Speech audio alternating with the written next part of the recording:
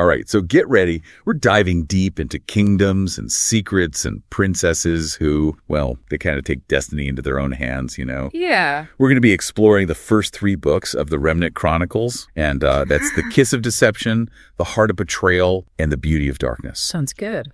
Now, it's a story about, you know, the usual arranged marriage, forbidden romance, kingdoms that are like on the verge of war. Sure. But trust me, there's way more going on under the surface here. Oh, absolutely. And what's really cool about this series is that we're not just following one princess, right? Mm-hmm. There are actually 2 princesses who are like totally defying expectations. Okay. They're both running from like these paths that have been laid out for them, and their journeys, they kind of intertwine in ways you would never expect. Interesting. And like woven through all of that is a hidden language, whispers of dragons, ancient prophecies that could like totally reshape the world. Wow. Okay, so let's start with Princess Arabella of Moranin, or Leah to her friends.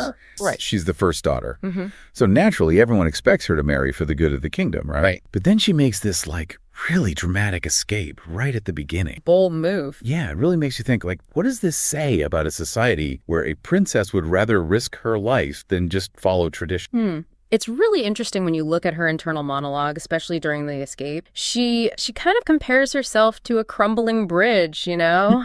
Like one of those amazing marvels of ancient engineering, but it just couldn't withstand the forces of nature. Right. She even says at one point, even the mysterious engineering magic of the ancients couldn't defy the inevitable. Why should I try? Wow. I think that quote like really tells you a lot about her mindset at this point. Yeah, that's a great point. She almost sounds like cynical. Right. Like she's seen how even the strongest structures can just fall apart. So she's like, why even bother fighting against her own fate, you know? But then she turns around and makes this crazy escape with her handmaid, Pauline. Yeah. Seems kind of contradictory, doesn't it? It does. Maybe it speaks to a deeper desire for like agency. Yeah. You know, wanting to control her own life, even if the odds are totally against her. Totally. And that desire for agency, it leads her to this small town called Terevan, and that's where she meets Rafe. He's this, like, mysterious emissary. Okay. And their connection is undeniable, but you know their love is, well, it's forbidden. Which really adds another layer of conflict to her already crazy. It's like watching 2 ships sailing straight towards a storm, and they have no clue about the danger ahead. Oh, yeah. Especially when you consider that Rafe is actually hiding his true identity. Oh, right. He's Prince Jackson of Dulbreck. Exactly. Yeah. The kingdom Leia's running from. Yeah. And then there's the whole mystery of Leah's gift, this power that she doesn't fully understand, but it's somehow connected to like ancient prophecy. And this is where the story takes like a really fascinating turn, because the storm they're heading towards is Venda. It's a kingdom known for being ruthless, harsh laws, distrustful of outsiders, you name it. Intense. Oh, yeah. And it's in Venda that Leah's whole worldview gets like flipped upside down. Because she gets captured, right, by Caden. Yeah, a Vendan assassin. But, and this is the crazy part, he doesn't kill her. Oh, wow. He takes her deeper into Venda. Curious. It totally blurs the lines between captor and, you know, protector. That's wild. It makes you rethink everything you thought you knew about Venda and its people. It really does. And Caden's motivations are like super intriguing. He's obviously skilled, deadly, but there's also this depth, this conflict between his duty to the Commissar, the ruler of Venda, and his, you know, growing feeling Leo. So is he genuinely drawn to her, or is he just manipulating her? Honestly, the text leaves it open to interpretation. That's what makes him such a fascinating character. I love how the story doesn't shy away from that kind of moral ambiguity. It would have been so easy to just make the Vendans, you know, the typical one-dimensional villains. Oh, absolutely.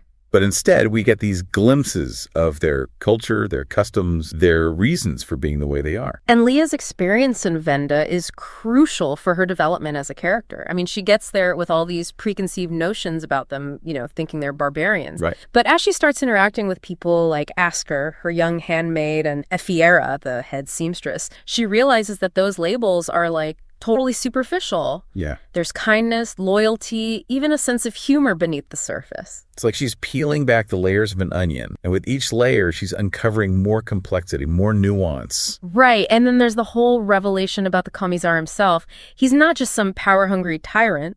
He's driven by this deep desire for revenge, fueled by a past betrayal that, like, shaped his entire worldview. That's what makes him such a compelling villain, right? You can almost understand his motivation, even if you don't agree with his methods at all. Exactly. And his presence just looms over everything that happens in Venda, creating this constant sense of danger for Leah. And in the middle of all that danger, she discovers this hidden language. Right. An ancient tongue spoken by just a few people within Venda. It hints at a deeper history. Like a connection to a time before the kingdoms were divided. Exactly. It's like she's uncovering a missing piece of the puzzle. A key to understanding not just Venda, but maybe her own past, too. It's like a metaphor, isn't it? For all the hidden truths throughout the story. Exactly. Nothing is quite what it seems, and the characters are always trying to figure out what's real, what's fake. Keeps you guessing. Who to trust, what secrets are going to be revealed next. It's like walking through a labyrinth. You think you found your way, and then another dead end. Oh, and then there were the whispers about dragons. Right.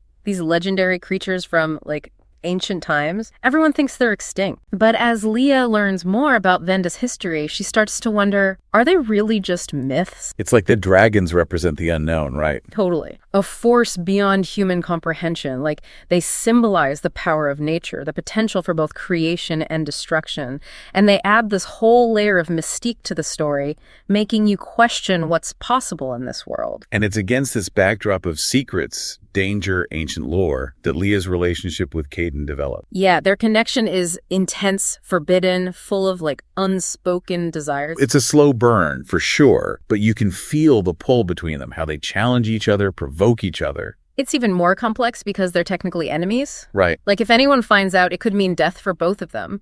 The Commissar would never tolerate a Vendan assassin falling for a Morgaze princess. So every moment they have together is like a stolen moment of defiance. Exactly. A way of taking control in a world where they have very little. And as their bond gets deeper, Leah starts to see the cracks in the Commissar's facade. The flaws in his whole master plan. Oh, and she discovers the truth about Katie's past, too. But he's not even Vendan. Yeah, he's actually Morgie, a nobleman stolen from his family as a kid and raised in Vend. That changes everything. Doesn't it? It explains so much about him, his conflicted loyalties, his ability to navigate both cultures, and it adds this whole tragic element to his story. Like his life was stolen, his identity fractured. It makes you question everything about Venda's methods. It's not just about brute force and conquest. It's about manipulation, breaking people down, turning them into weapons. And that's what makes Leah's journey so captivating. She's not just trying to survive in a hostile environment. Right. She's trying to hold on to her sense of self or compassion in a world that seems determined to rip those qualities away. It's a real fight for her soul. And then just when she's starting to understand Venda, when her relation with Caden is reaching this boiling point, Rafe shows up again. Oh, wow. And reveals his true identity as Prince Jackson of Dalbrek. He's come to rescue her, to take her back to his kingdom, where she'll be safe from the Commissar. But things are never that simple, are they? No, Leah's escape from Venda is anything but straightforward. I bet. It involves a risky plan, a betrayal that cuts deep, and a violent clash that will leave you breathless. It sounds like everything's building up to this massive climax. It is. Leah has to make a choice. Does she go with Rafe, or does she stay in Venda and risk her life to help the people she's come to care about? It's a tough one. Oh, it is. She's torn between her feelings for Rafe, her duty to Morrigan, and this growing sense of responsibility for the people of Venda. The escape scene is intense. So many twists and turns. You're on. Absolutely. You feel this relief that Leah's finally escaped the Commissar, but there's this lingering dread because you know this is just the start of something much bigger. And that escape brings us right back to Morrigan. But Leah's changed, forever changed by her experience in Venda. So much happened in just these first 3 books. It's a whirlwind. What stands out to you so far? What surprised you? What's intrigued you the most? What really strikes me about Leah coming back to Morrigan is the contrast. Oh, yeah. She's back in this kingdom all about elegance and refinement, but she's bringing with her the grit and, the scars of her time in Venda. Right. She's not that naive princess who ran away anymore. That's so true. You can't just go through something like that and come out the other side unchanged. How do you think she reconciles those 2 parts of herself? The princess and, the survivor. Especially since Morrigan isn't as perfect as it might seem at first glance. Yeah, there's this facade of order and unity, but underneath it all, yeah, you see the cracks. The king is weak. His sons are all fighting for power. And the court, it's like a nest of whispers and shifting alliances. It's a pretty stark reminder that even the most, well-established kingdoms can crumble from the inside.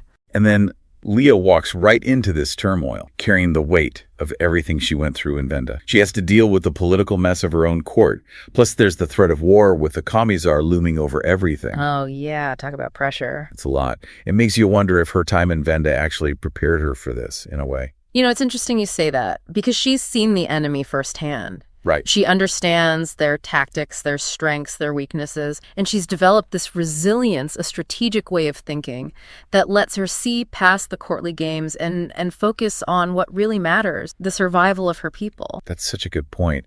I'm also struck by how the story makes us rethink what strength really means. Oh, how so? What we tend to think of strength as, physical power, military might. Right. But Leah shows us a different kind of strength. The strength to stand up for what you believe in. The strength to lead with compassion, even when things are falling apart around you. That's a really powerful insight. And it's something she continues to develop throughout her time back in Morin. She has to make tough calls, compromise, negotiate with people who used to dismiss her. But through it all, she holds on to her convictions, her belief that Morin and even Venda can have a better future. It's definitely not an easy path for her, though, is it? Not at all. She's up against opposition from her own court, betrayal from people she thought she could trust, and the constant threat of the Commissar's forces. And on top of all that, she's still trying to figure out her evolving gift and all the prophecies surrounding it. Right. The prophecies add this whole other layer of destiny to this story. This sense that she's not just fighting to survive, but for some greater purpose. She has a specific role to play in shaping of her world. And that's got to be both exhilarating and terrifying. It's a lot to put on one person, for sure. And then there's Caden. He escapes Venda, too, and follows Leah back to Morrigan. Oh, wow. Adds another layer of complexity to their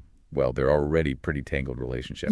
They're both fighting for their kingdom, but their shared experiences, their understanding of each other's cultures, it creates a bond that goes beyond those national allegiances. It's like their connection was forged in the fires of adversity, Right. Tested on the battlefields of a war that neither of them really... It really makes you wonder, can love actually bridge the gap between two warring nations?